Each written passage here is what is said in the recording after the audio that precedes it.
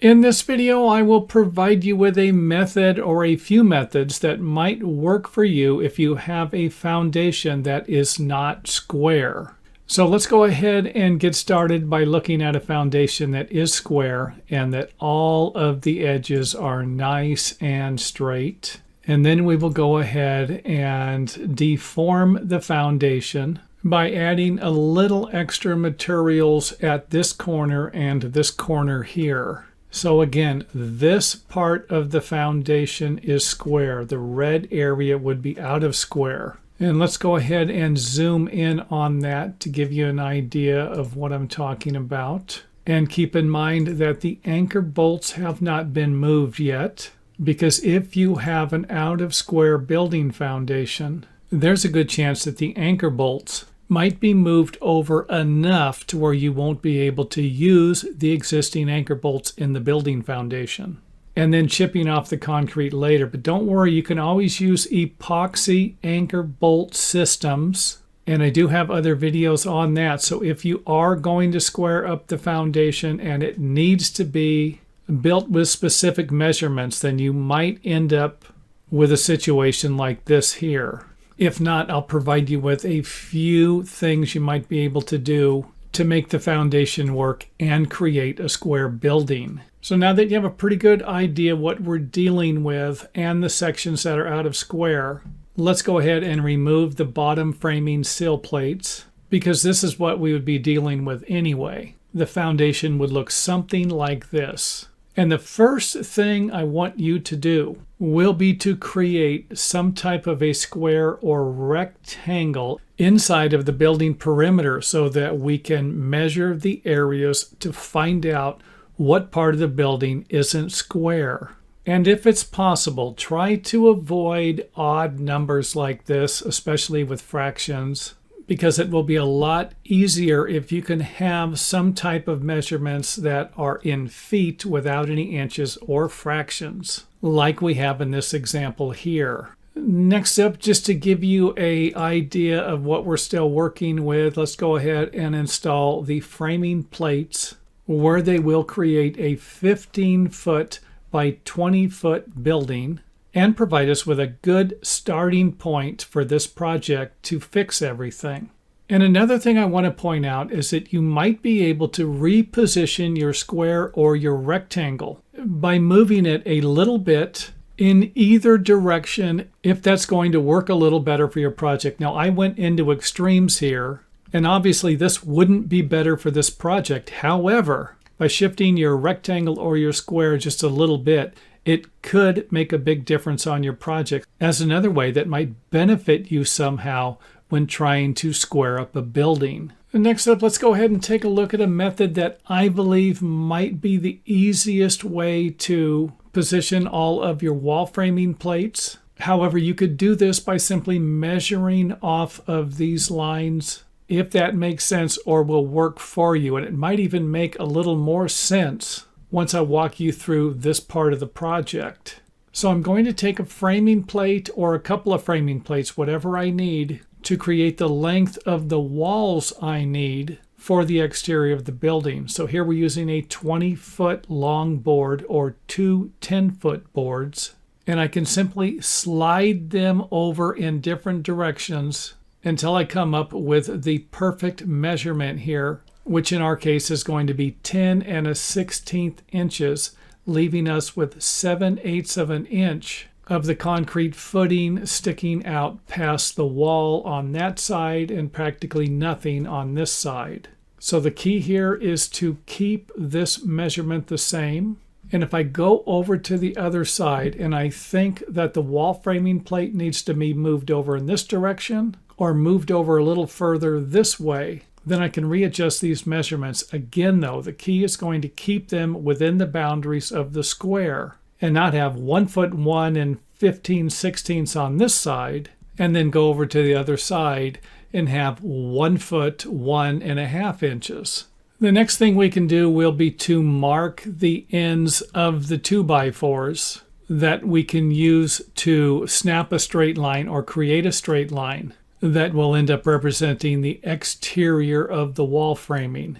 And don't worry about it if somehow you make a mistake and you need to move it over a little bit in either direction. You're going to be able to do that before you install the walls or even lay out the wall framing positions permanently. And here's an example of what the layout lines would look like. They're going to be the width of the wall framing plate, and we're going to be able to see which anchor bolts aren't going to work or which ones won't work as well as the others. Let's go ahead and install the framing plate to give you an idea of what I'm talking about.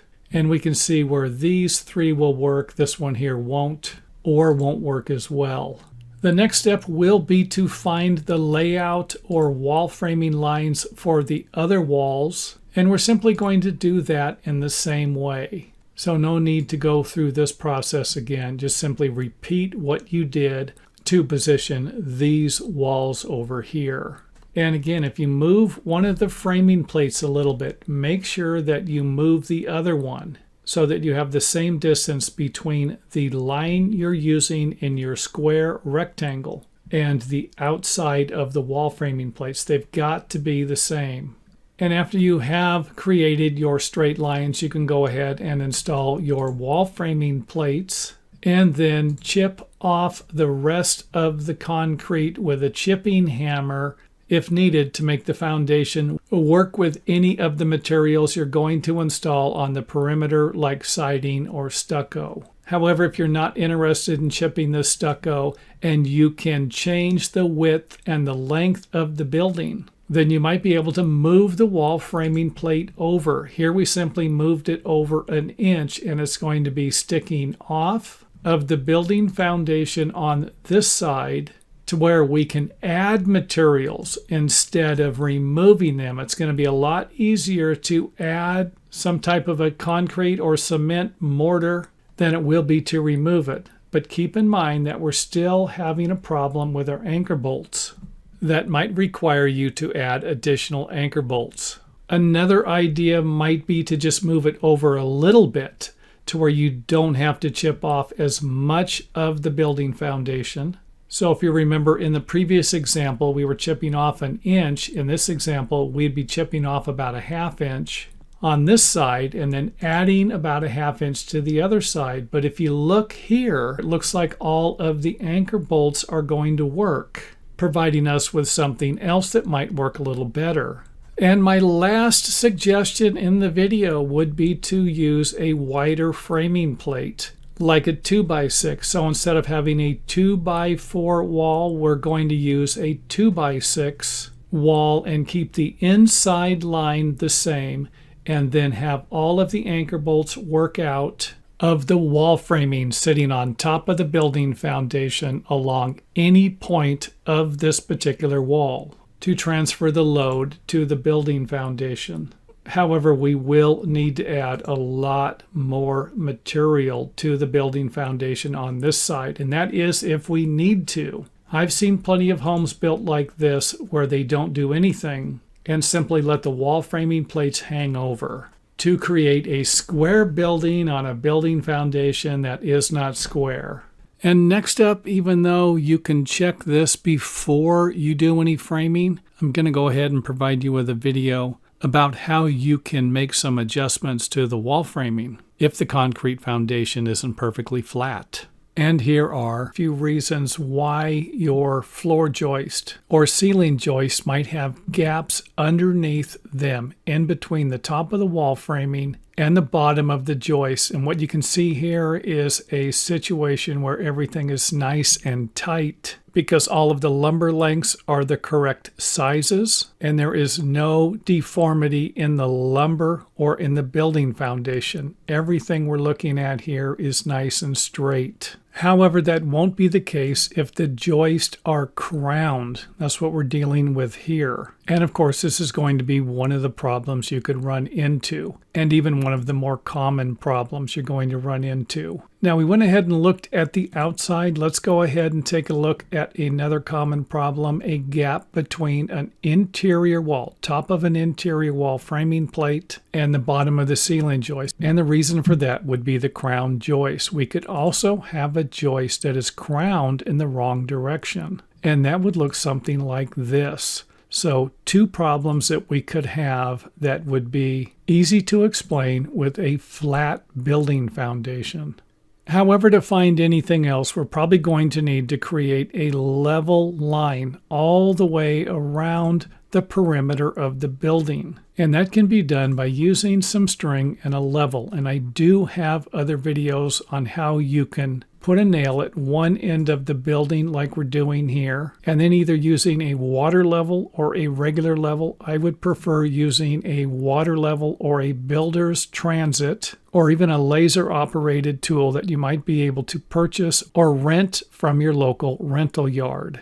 And in our example, we're going to measure up 1 foot. We're going to start at one corner of the building and work our way around the building. And I do have other videos on that also. Let me know if you can't find them at our website or on YouTube, and I'll be glad to provide you with more information about that. Now, you can always create a story pole. That's what I did here. A board with some marks on it and another board that I went ahead and attached to it, so that we could rest the story pole on top of the framing plate, like we're doing in this example here. So not too difficult of a tool to build, and something like this will definitely speed up the process instead of measuring. A lot of times when you measure something, you might forget the measurements or confuse one measurement with another measurement, creating problems with your measurements. And one of those measurements will be the string line that is level. And if the building foundation is already messed up around the perimeter of the building,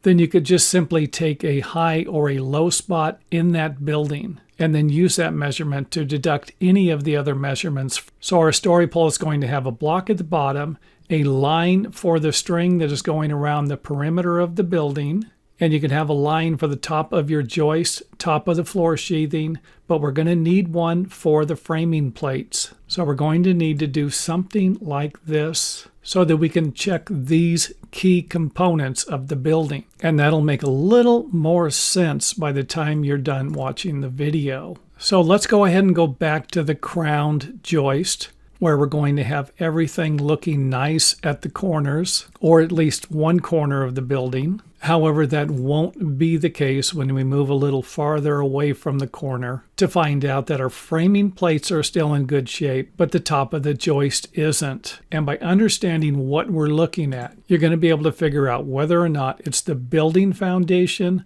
the wall framing materials, or the ceiling or floor joist. So again, everything is looking good at the bottom here, lining up with our string. It's just not working out at the top, suggesting that it's the joist. And if we had a situation where our lines were a little bit lower, our framing plates were a little bit higher, then we could assume that there could be a problem with the wall framing or the building foundation and not the joist. Next up, let's go ahead and flip the joist over to where we have the crown down. And everything looks good in the center. However, it's not going to look as good the further away from the center we get. And if you are dealing with a rim joist, I'm sure you could cut the joist into sections or snap a line from one point to the other point and then cut the sections that are deformed to straighten the top of the floor, and then use wedges or shaped lumber to fill the area underneath the joist.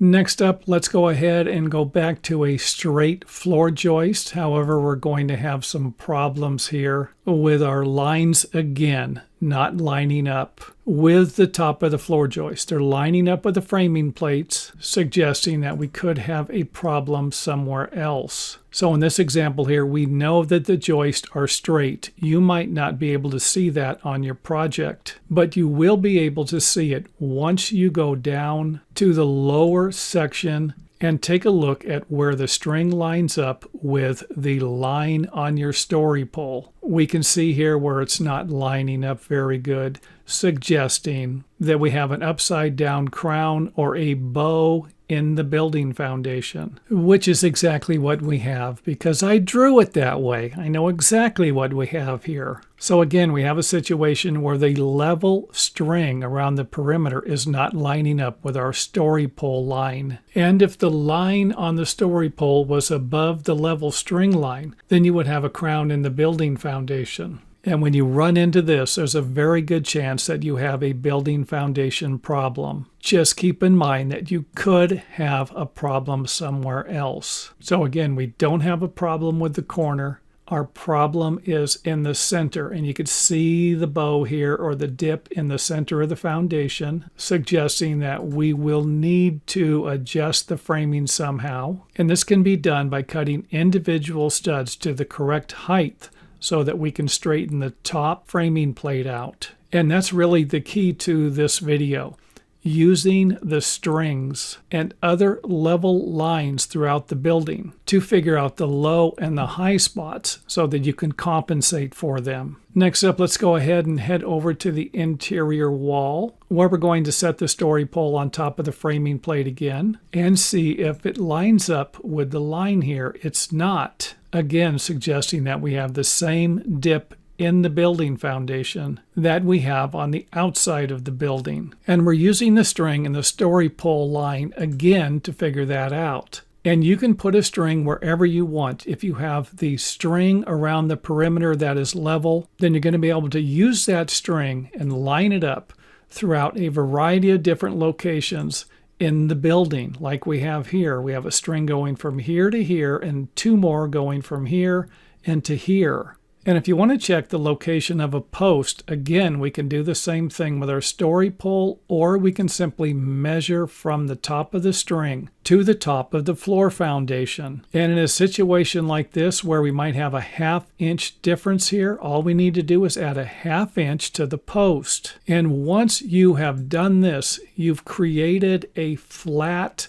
upper floor. Then there's a good chance the floors above it will be level also. You're not going to need to check it again. Next up, let's go ahead and take a look at a 2-story house and kind of prioritize the areas that are important. And that will be the perimeter of the building, even this wall here. And there's no reasons why you can't get those areas straight and level. It's the areas in between that are often difficult to create a flat and level surface for. So as long as the outside walls are flat, straight, and level, then we can focus on any interior walls that are going to be perpendicular to the floor joist or sitting directly underneath the floor joist like we have here. And of course, any locations where we're going to have posts and beams. So in my opinion, every wall that we're looking at here is going to need to be at the correct height because we don't have any walls missing the joist. So now that we know that, let's go ahead and remove the floor joist